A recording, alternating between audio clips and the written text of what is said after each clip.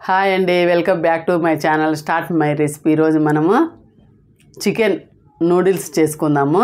Chicken నూడిల్స్కి ఏమేమి కావాలో చూసేద్దామా. చికెను,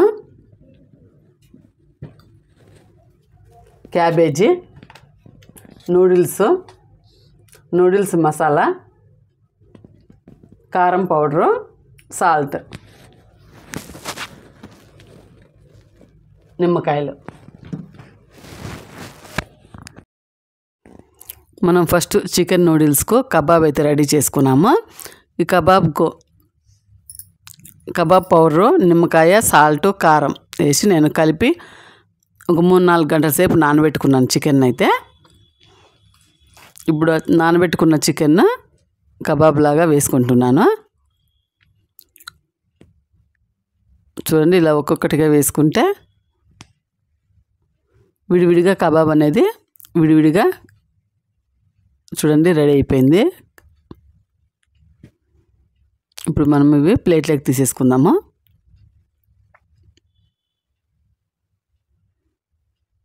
చూడండి, మంచి కలర్.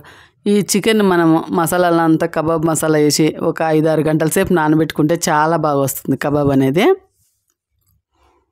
అలాగే మనం నూడిల్స్ చేసుకోవడానికి స్టవ్ ఆన్ చేసుకొని ప్యాన్ పెట్టుకొని అందులో తగినంత ఆయిల్ అయితే వేసుకున్నాను. అందులోనే ఉల్లిపాయ ముక్కలు, చూడండి క్యాబేజీ ఇలా నేను సన్నగా కట్ చేసి పెట్టేసుకున్నాను ముందే. చూడండి, అందులో వేసుకుందాము.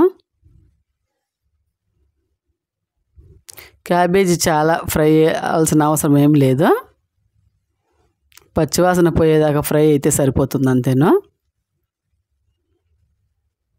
చూడండి, ఒకసారి బాగా కలిపేసుకుందాము. మంచి ఫ్రెష్ క్యాబేజీ తీసుకుంటే చాలా బాగుంటుంది. అందులోనే రుచికి తగినంత సాల్ట్, ఒక 1/2 టీ స్పూన్ కారం,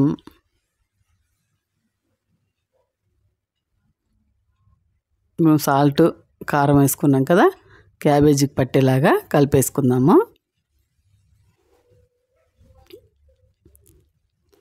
కలుపుకున్నాం కదా. ఇప్పుడు మనం అందులో నూడిల్స్ చూడండి, నేనైతే వేడి నీళ్ళల్లో కొద్దిగా అంత సాల్ట్, ఒక 1/2 టీ స్పూన్ ఆయిల్ వేసి బాగా మరిగించుకున్నాను. 5 నిమిషాల తర్వాత ఇలా నీళ్ళన్నీ తీసేసి ఆరబెట్టుకున్నాను.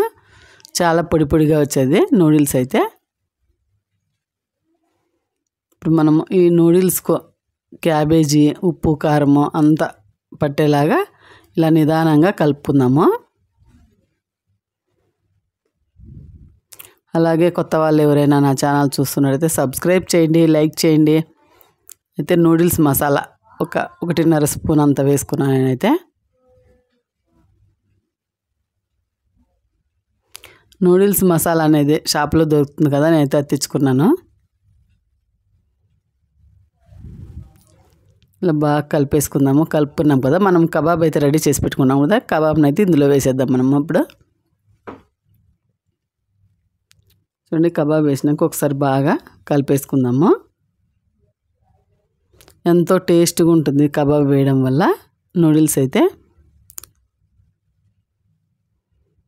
చూడండి, మంచి కలర్ అయితే వచ్చాయి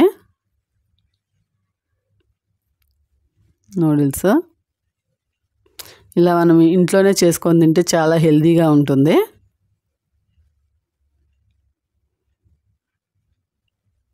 చూడండి, ఇలా మరీ గట్టిగా కాకుండా ఇలా స్మూత్గా కలుపుకుంటే ఇరిగిపోకుండా ఉంటాయి. మనం లాస్ట్ ఇప్పుడు నిమ్మకాయ పిండుకుందాము. నిమ్మకాయ పిండుకుంటేనే చాలా బాగుంటుంది, పుల్ల పుల్లగా, కారం కారంగా నూడిల్స్ అయితే. విత్తనాలు వస్తున్నాయి అనేసి అలా గంటితో పిండుకుంటున్నాను.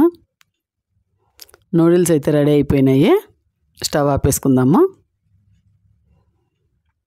చూడండి, ఎంతో టేస్టీగా ఉండే నూడిల్స్ రెడీ. ఇలా చల్లారి ముందే తింటే వేడి వేడివి చాలా బాగుంటాయి.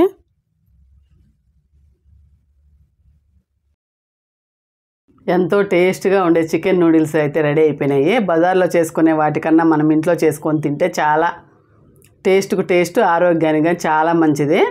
అలాగే ఈ చికెన్ నూడిల్స్ మీకు నచ్చినట్లయితే సబ్స్క్రైబ్ చేయండి, లైక్ చేయండి, కామెంట్ అయితే పెట్టండి ఎలా వచ్చిందనేసి.